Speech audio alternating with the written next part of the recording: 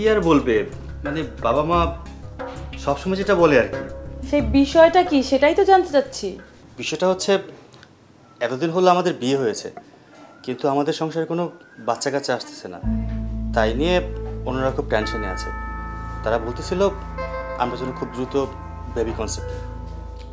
তোমার বাবা মা তোমার বাবা মা কি বললো না বললো তাতে আমার কিচ্ছু যায় আসে না। আর আমার এই ফিগার, আমার বডি, এটা তো আমার, তাই না? এটা তো তোমার বাবা মার প্রপার্টি না, তোমার এলাকাবাসীর প্রপার্টি না।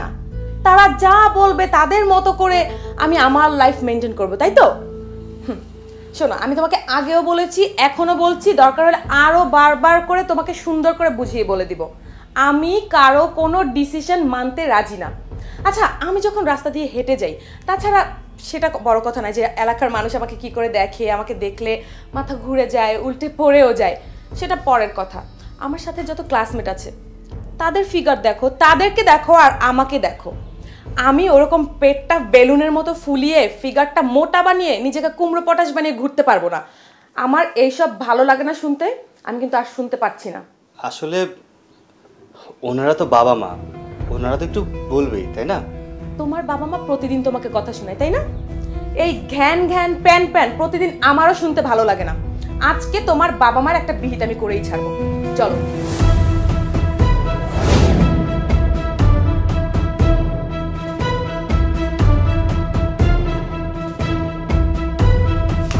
কি হলো? আসো, ডাকো ডাকো তোমার বাবা মাকে। আচ্ছা, এভাবে সিক্রেট না করলে হয় না? সিক্রেট?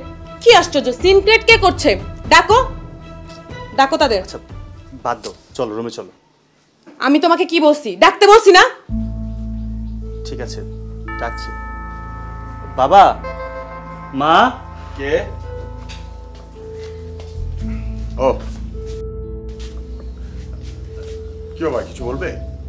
ও কিছু বলবে না বাবা, বলবো আমি। মানে আমি তো বুঝতে পারছি না আপনারা প্রত্যেকদিন এটা কি শুরু করছেন। মানে বাসায় তো থাকা যাচ্ছে না আপনাদের জন্য। ওর না হয় বয়স কম, ও বোঝে না। আপনারা তো বয়স হয়েছে, আপনারা তো অনেক কিছু বোঝেন। আপনারা প্রতিদিন একই টপিকে কথা বলতে আপনাদের মানে ভালো লাগে? আমার তো ভালো লাগে না। মানে কি শুরু করছেন এগুলা আপনারা? এই প্রত্যেকদিন কি নাতি নাতনি বাচ্চা এগুলো মানে আমি জাস্ট আর নিতে পারছি না। আশেপাশের মানুষজন বলে এগুলো তো আমি কেয়ার করি না, আই ডোন্ট কেয়ার। আপনাদেরগুলো অবশ্য আমার কোনো কিছু যায় আসে না, তারপরেও আপনারা বলছেন ওর কাছে, ও এসে বলতেছে আমার কাছে। আমি তো এগুলো নিয়ে পুরো ডিস্টার্ব হয়ে যাচ্ছি, আমি তো কোনো দিকে কনসেন্ট্রেশন করতে পারছি না। মানে বেবি কনসেপ্ট করবো, এটা তো আমার কাছে খুবই হাস্যকর। আমি আমার ফিগারটা যেভাবে করে মেনটেন করে আসছি, আমি জিম করি, ডায়েট করি, যোগা করি, তারপরে এত কিছু করার পরে কি করব আমি একটা বেবি কনসেপ্ট করব, তারপর আমি মুটিয়ে যাব, আমার গাল টাল ফুলে একদম পুরো কুমড়ো পটাশের মতো হয়ে যাব। আমি তো এরকম বেলুনের মতো পেট ফুলিয়ে নিয়ে সারা এলাকা এলাকায় ঘুরতে পারবো না। না না বৌমা, এ তুমি কেমন কথা বলছো? পারবে না কেন? আমাদের মনে একটা শখ আহ্লাদ রয়েছে। হ্যাঁ, তুমি পারবে না এটা বললেই তো হবে না। আমাদের বংশের একটা প্রদীপ দরকার। মানে এত টাকা পয়সা খরচ করে আমি যখন আমার ফিগারটা মেনটেন করছি, তখন আপনাদের কি হয়েছে? আপনাদের নাতি পুতি আর কি বংশের বাতি, হোয়াট দ্য হেল। মানে আমি এগুলো আপনাদেরকে এভাবে বলতে চাচ্ছি না, তারপর আমি আজকে বাধ্য হচ্ছি। আপনারা যদি আমাকে ফার্দার আর এইসব কথা বলেন, আমার আসলে এগুলো নিয়ে কোনো কিছু বলার নাই। তারপরে বলে দিচ্ছি, আপনাদের যদি বেশি শখ থাকে, মানে ওই নাতিপুতি নিয়ে বেশি মানে দুষ্টমি ফাজলামো কি করবেন না করবেন ওগুলো আপনাদের ইচ্ছা, তাহলে আপনার এই গুণধর ছেলেকে আর একটা বিয়ে দিয়ে দিন। আর বিয়ে দিয়ে সেই বউকে দিয়ে ডজন খানেক বাচ্চা এনে পুরো ঘরের আনাচে কানাচে ভরে ফেলুন। আমার তাতে কোনো অবজেকশন নেই, আমি কিচ্ছু মনে করবো না, কিছু বলবোও না। কিন্তু প্লিজ বাবা, আমাকে আর কখনো বলবেন না এই যে বাচ্চা কাচ্চা এটা সেটা বংশের প্রদীপ প্রদীপ। তাছাড়া আপনারা তো ওই দত্তক নিলেও তো পারেন, তাই না? না, আমি দত্তক নিতে যাবো কেন? দেখো বৌমা, পিঠের চামড়া টানলে কখনো বুকে আসে না, আর বুকের চামড়া টানলে কখনো পিঠে যায় না। আমি পরের সন্তান কেন আসবো? সেটা তো পরেরই হবে। তোমার নিজেরটা নিজের, এটা একটু ভাবো। আমি পারবো না কোনো বেবি টেবি কনসেপ্ট করতে, আর এটাই আমার শেষ কথা। তুমি থাকো এখানে। চিন্তা করছো কিভাবে করে কথা বললো? শ্বশুর শাশুড়ি কিছু মানলো না। আর কি পোশাক পরে এলাকা বইরা সবাই সমালোচনা করে জানো? কারো বাড়িতে গেলে বলে কি অমুকের বউটা কি পোশাক পরে ঘুরে। ছি, এলাকার ভিতরে আমরা মুখ দেখাতে পারতেছি না ওর জন্য। সূর্যের মা, আমি বুঝে গিয়েছি এই বৌমাকে দিয়ে কিছু হবে না। আমার ছেলেকে আমি আবার বিয়ে করাবো। তুমি জিজ্ঞাসা করো কি চাই। আরে ওরে কি জিজ্ঞেস করবো, আমরা যা বলবো সেটাই হবে। ঠিক আছে, তাহলে আমার একটা বন্ধু আছে আফজাল, আমি আফজালের মেয়ের সাথে ওর বিয়ে করাবো। আর যদি আমার বন্ধু রাজি না হয় তাহলে আমি অন্য কোনো মেয়েকে আনবো, তবুও ওকে বিয়ে করাবো। আমার বংশের প্রদীপ দরকার, সেটা আমার রক্তেরই হতে হবে। সূর্য, তুমি বিয়ের প্রস্তুতি নাও, চলো।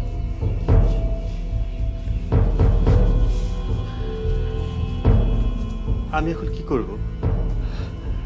বাবা মায়ের কথা শুনবো না বউর কথা শুনবো?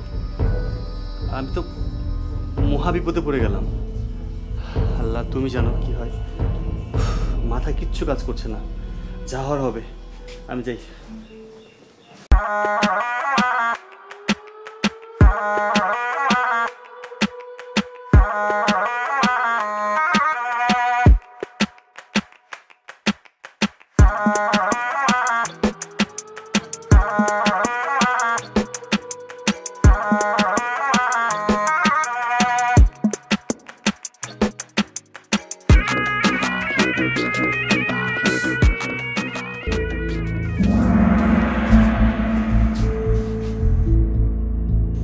এই মেয়ে, শোনো, তুমি যে এই বাড়িতে বউ হয়ে এসেছো সেটা কিন্তু আমার ইচ্ছেতে।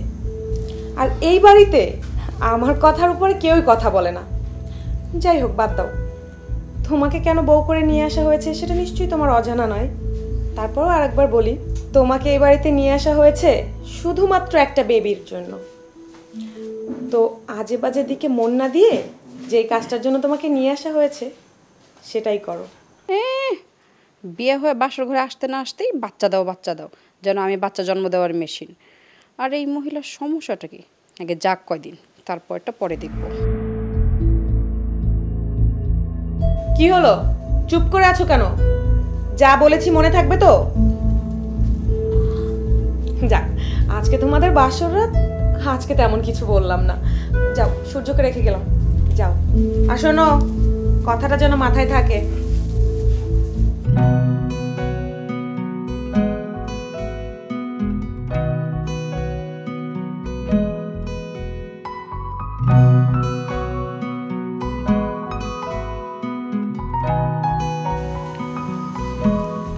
কিছু বলছো না যে? আসলে কি বলবো, আমার ফ্যামিলি সম্পর্কে তুমি সব কিছুই জানো। আর আমার ঘরে বউ থাকা অবস্থায় আমি আবারও বিয়ে করেছি। এই নিয়ে আমি একটু আপসেট, বাট আমি পরিস্থিতি শিকার। তোমার জন্য একটা ছোট্ট গিফট আছে। কি দেব? অবশ্যই। হাতটা দাও না, ওই হাতটা। এটা ডায়মন্ডের। অনেক সুন্দর, আমার খুব পছন্দ হয়েছে। সত্যি পছন্দ হয়েছে? অনেক। তাহলে তোমার কাছে একটা রিকোয়েস্ট থাকবে আমার। বলো না। আমার বাবা মা আমাকে দ্বিতীয়বার বিয়ে করিয়েছে তাদের একটা ইচ্ছে পূরণের জন্য। আমি চাই তুমি যাতে সেই ইচ্ছেটা পূরণ করো।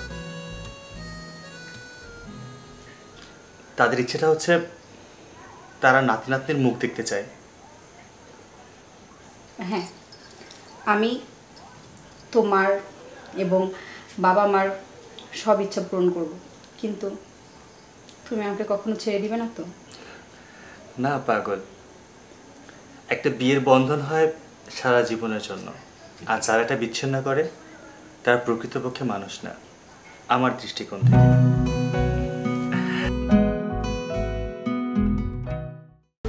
সূর্য, সূর্য ওয়াশরুমে গেল নাকি? সূর্য, উফ, আর ভাল লাগছে না, এত ডাকাডাকি করছি।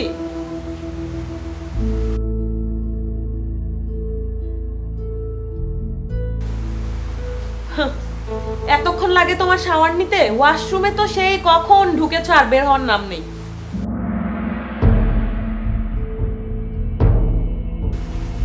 বাবা, তুমিও দেখি সাথে আছো, ভালোই। ওয়াশরুমের ভেতরে রোম্যান্স, বাইরে রোম্যান্স। তোমাদের এইসব রোম্যান্স দেখে আমার মনে করো কি গায়ের মধ্যে জ্বালা ধরে যায়। শোনো, অনেক রোম্যান্স করেছো, এখন তোমাদের রোম্যান্স শেষ হলে দয়া করে একটু আসো, কথা আছে।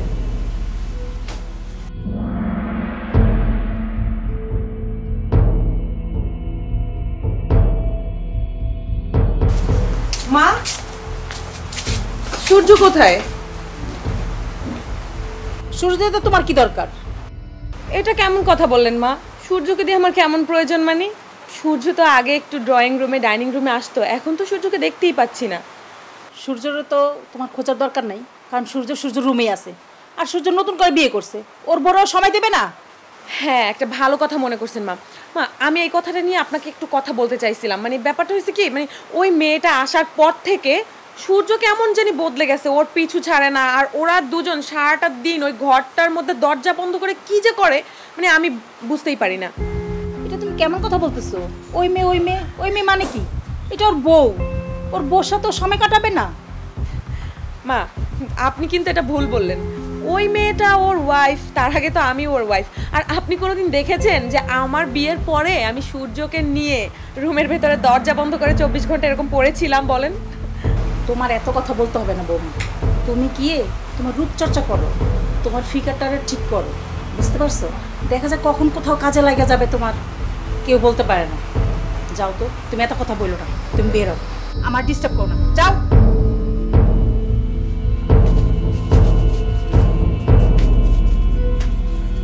আচ্ছা, সারা জীবন এভাবে হাতটা ধরে রাখবে তো? রাখলে কেন থাকবো না? আচ্ছা বলো না, আমাদের বাবুর নাম কি রাখবো? ঠিক আছে, তার আগে বললো আমাদের কি ছেলে বাবু হবে না মেয়ে বাবু হবে? ছেলে হবে। না, মেয়ে হবে। এমন কেন করছো? আমার মেয়ে বাবু চাই। কি ব্যাপার? মানে তোমরা দুজন এখানে শুয়ে বসে দিব্যি গল্প করে যাচ্ছ, মানে তোমাদের সমস্যা কি? আর এই মেয়ে, তোমার কি প্রবলেম? হ্যাঁ, সারা দিন যখন যেখানে দেখি ওর সাথে তুমি একদম গায়ের সাথে গা মিলিয়ে চিপকে থাকো, কেন? তোমার সমস্যাটা কি? আমি ওর সাথে থাকবো না তো কার সাথে থাকবো? আপনার সাথে থাকবো? ও আমার স্বামী, আমি বিয়ে করে ওর সাথে এখানে আসি সংসার করার জন্য, ওর সাথে তো আমি সারাদিন থাকবো। তোমাকে আনা হয়েছে বাচ্চা কনসেপ্ট করার জন্য, তুমি সেটার দিকে ফোকাস দাও। তুমি সারা দিন ওর সাথে এত এত রং ঢং করে থাকার কি আছে? হ্যাঁ, আর এই যে সূর্য, তোমার কি সমস্যা? তোমার তো কোনো অফিস নেই, কোনো কাজ নেই, সারাদিন ঘরে বসে বসে মুরগির মতো ডিমে তা দিয়ে যাচ্ছ, কথা কানে যাচ্ছে না তোমার? আমাদের হাজবেন্ড ওয়াইফের মাঝখানে তুমি কেন আসছো? তোমার এখানে কাজ কি? আমি এখানে আসবো না তো কোথায় যাবো? আর আমার এই রুমটা কার? এটা আমার রুম, আমার রুমে আসতে আমার তোমার কাছ থেকে পারমিশন নিতে হবে? হ্যাঁ, নিতে হবে। এটা এখন তোমার রুম না, এটা আমাদের দুজনের রুম, আমার ওয়াইফের রুম। কি বললে তুমি? মানে তোমার আর তোমার ওয়াইফের রুম? তাহলে আমি কে? তুমি কে? তুমি কি মডার্ন মেয়ে? তুমি ইয়োগা করবে, তুমি ইয়োগা ক্লাসে যাবে, তুমি জিম করবে, তুমি ফুড খাবে, ভালো ভালো খাবার খাবে, ডায়েট কন্ট্রোল করবে। তোমার এখানে কি? তুমি আমাকে এখানে বসে অপমান করছো রীতিমতো। হ্যাঁ, করছি অপমান। এখন শুধু অপমান না, তোমাকে ঘাড় ধাক্কা দিয়ে বের করে দেবো। যাও, যাও, বেরিয়ে যাও বলছি।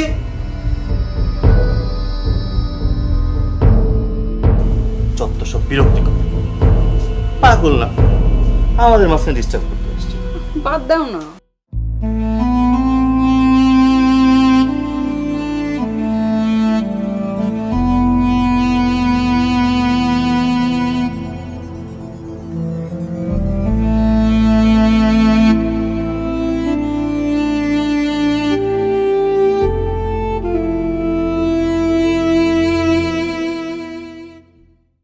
না না, এভাবে সব কিছু চোখের সামনে এলোমেলো হয়ে যেতে আমি দেখতে পারবো না। সূর্য আমার থেকে দিন দিন এতটা দূরে সরে যাবে আমি কখনো ভাবতেই পারিনি। তাহলে কি আমি আমার নিজের বিপদ নিজেই ডেকে আনলাম? আমাকে কিছু একটা করতে হবে। আমি এগুলো সহ্য করতে পারছি না, আর নিতে পারছি না, কিন্তু কি করব সেটাও বুঝে উঠতে পারছি না। আল্লাহ, তুমি আমাকে একটু ধৈর্য দাও।